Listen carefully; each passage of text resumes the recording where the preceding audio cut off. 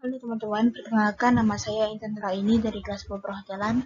Jadi di video kali ini Intan akan membahas presentasi yang sudah Intan buat, yaitu pencegahan penyakit akibat kerja bab 9 dari mata pelajaran sanitasi higien dan keselamatan kerja. Selamat menonton. Golongan mental atau psikologis dapat disebabkan oleh hubungan kerja yang tidak baik atau keadaan pekerjaan yang monoton yang menyebabkan kebosanan. D. Golongan fisiologis.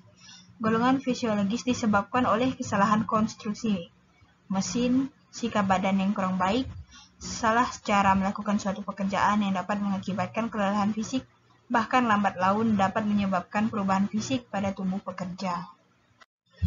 B. Golongan kimia. Yang pertama, debu.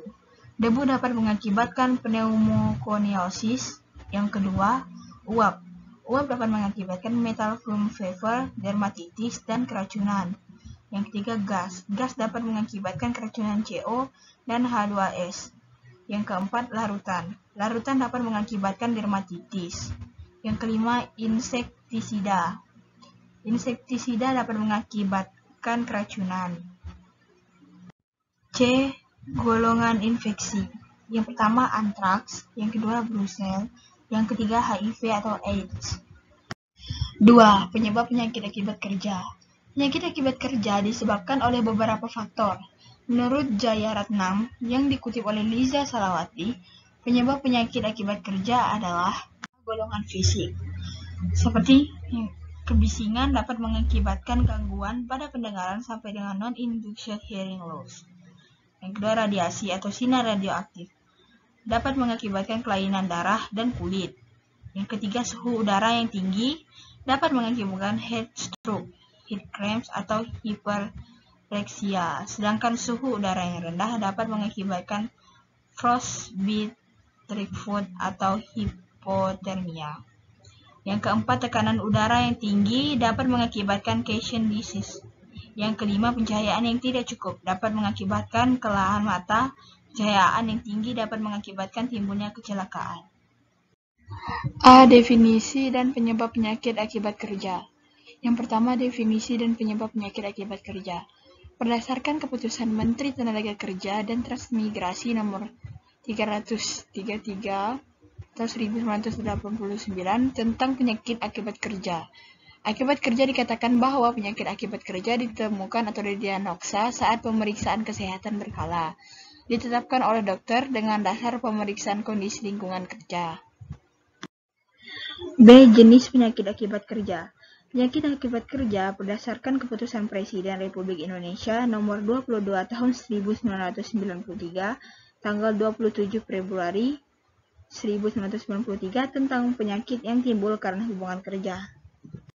Ada 31 jenis penyakit akibat kerja, yaitu pneumokoniosis yang disebabkan debu mineral pembentuk jaring parut atau silikosis, antrakosiliokosis, asbestosis, dan silikotuberkulosis, di mana silikosis merupakan faktor utama yang penyebab cacat atau kematian. Yang kedua, penyakit paru dan saluran pernapasan atau bronchopulmoner yang disebabkan oleh debu logam keras. Yang ketiga, penyakit paru dan saluran pernapasan bronchopulmoner yang disebabkan oleh debu, kappa, flesh, henep, dan sisa bisionosis. Yang keempat, asma akibat kerja yang disebabkan oleh penyakit sensitilasi dan zat perangsang yang dikenal yang berada dalam proses pekerjaan. 5. Alveolitis alergika yang disebabkan oleh faktor dari luar sebagai akibat menghirup debu organik. Yang keenam, penyakit yang disebabkan oleh berilium atau persenyawaan yang beracun. Yang ketujuh, penyakit yang disebabkan oleh kadmium atau persenyawaannya yang beracun. Yang kedelapan, penyakit yang disebabkan oleh fosfor atau persenyawaannya yang beracun. Yang kesembilan, penyakit yang disebabkan oleh krom atau persenyawaannya yang beracun. Yang 10, penyakit yang disebabkan oleh mangan atau persenyawaannya yang beracun. Yang 11, penyakit yang disebabkan oleh arsen atau persenyawaannya yang beracun. Yang ke 12, penyakit yang disebabkan oleh raksa atau persenyawaannya yang beracun. Yang ke-13, penyakit yang disebabkan oleh timbal atau bersenyawanya yang beracun. Yang ke-14, penyakit yang disebabkan oleh fluor atau bersenyawanya yang beracun. Yang ke-15, penyakit yang disebabkan oleh karbon dioksida. Yang ke-16, penyakit yang disebabkan oleh derivat halogen dari persenyawan hidrokarbon, alfatik, atau aromatika yang beracun. Yang 17, penyakit yang disebabkan oleh benzena atau homogennya yang beracun. Yang 18, penyakit yang disebabkan oleh derivat nitro dan amina dari benzena atau homogennya yang beracun. 19, penyakit yang disebabkan oleh nitrogliserin atau ester asam nitrat lainnya. 20, penyakit yang disebabkan oleh alkohol, glikol, atau keton. 21, penyakit yang disebabkan oleh gas atau uap penyebab alfiska atau keracunan seperti karbon monoksida, hidrogen cyanida, hidrogen sulfida, atau derivatnya yang beracun, amoniak, zinc, braso, dan nikel. 22, kelainan pendengaran disebabkan oleh kebisingan. 23, penyakit disebabkan oleh getaran mekanik atau kelainan otot, urat, tulang persendian, pembuluh darah tepi, atau syaraf tepi. 24, penyakit yang disebabkan oleh pekerjaan dalam udara yang berkenaan lebih. Penyakit yang disebabkan oleh radiasi elektromagnetik dan radiasi neon. 26, penyakit kulit atau dermatosis yang disebabkan oleh penyebab fisik, kimiawi, atau biologi. 27, kanker kulit epitelioma primer disebut oleh terpik bitumen, minyak mineral, antrasena, atau persenyawaan, produk atau residu dari zat terbaru.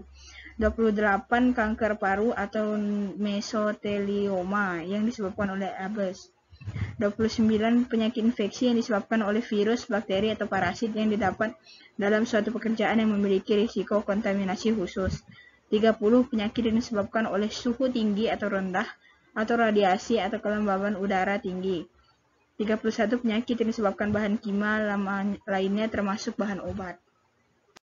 Yang ketiga, pencegahan tersier. Prinsip dari pencegahan ini adalah melakukan deteksi dini tentang adanya pajanan yang sudah masuk ke dalam tubuh pekerja dan memberikan efek dalam tubuh.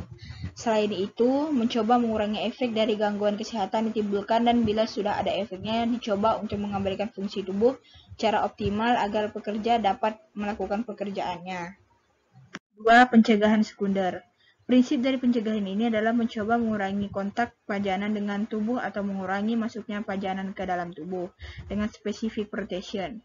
Kegiatan yang dilakukan adalah pengendalian teknik seperti melakukan substitusi pajanan, isolasi pajanan, membuat ventilasi ruang kerja yang sesuai. Setelah itu ada pengendalian administrasi yang kegiatannya dengan melakukan aplikasi perundang-undangan dan peraturan yang terkait dengan kesehatan, keselamatan kerja, serta ketenaga kerja.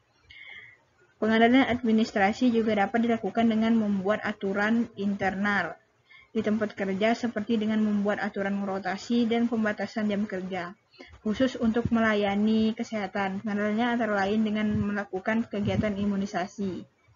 Penggunaan alat pelindung diri merupakan salah satu cara untuk mengurangi jumlah pajanan yang masuk ke dalam tubuh pekerja. Alat pelindung diri yang dipilih harus sesuai dengan cara masuk pajanan ke dalam tubuh dan alat pelindung diri harus nyaman dipakai. Ingat, alat pelindung diri harus digunakan oleh diri sendiri, bukan bersama-sama. Yang pertama, pencegahan primer. Prinsip dari pencegahan ini adalah mencoba meningkatkan daya tubuh pekerja dengan health promotion. Kegiatan yang dilakukan antara lain penyuluhan tentang perilaku kesehatan, faktor bahaya di tempat kerja, dan perilaku kerja yang baik. Kegiatan yang lain adalah olahraga dan makan dengan gizi yang seimbang. Pencegahan penyakit akibat kerja. Pencegahan adalah hal prinsip yang harus dilakukan untuk mengatasi penyakit akibat kerja.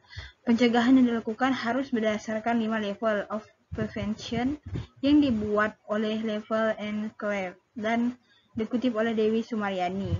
Saat ini penggolongannya dimodifikasi menjadi pencegahan primer, pencegahan sekunder, dan pencegahan tersier. Oke, segitu saja presentasi dari saya. Jika ada kekurangan atau kelebihan, saya minta maaf. Saya mengucapkan terima kasih.